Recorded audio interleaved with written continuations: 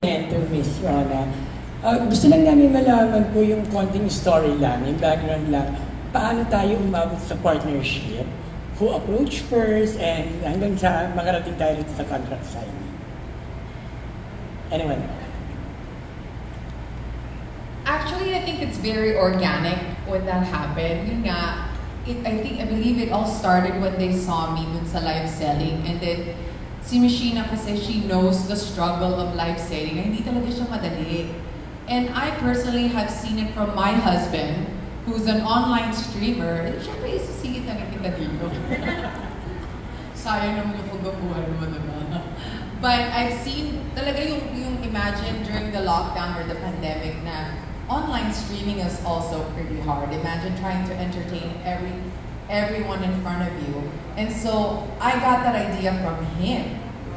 And I guess yun yung nakita nga nila. And also, it's very organic dahil nga nakita ko yung passion talaga ni Machina and how they're really willing to help the industry and change it for the better. That just made it an easy yes. So yun yung naging it's just organic. As in talaga, oh, you know, I see your potential. I think we can take Cynthia to the next level. So yun, it was an easy yes. Yung last time kasi, it was September, na nagkasama kami ni Queen.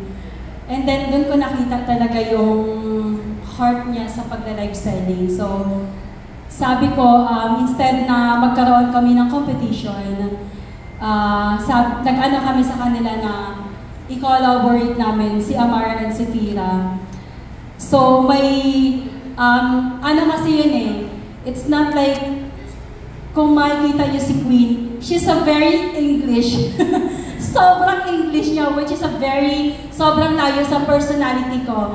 So, sabi ko nga kanina doon sa aking open remarks, sobrang naging successful yung pag-brand namin kay Janela with the Amara, which is iba naman yung naging market niya. Ako, iba din yung naging market ko, which is sobrang, kung who I am, yun yung nagustuhan ng mga client. So, nakita ko kay Miss Rona na she's really different when it comes to like, she do the live selling, and talagang, alam ko talaga na mas magugustuhan din talaga siya ng mga client ko. And sobrang hindi siya naging mahirap yung collaboration namin because yun nga, nakita ko sa personality niya na love niya din yung mga client niya.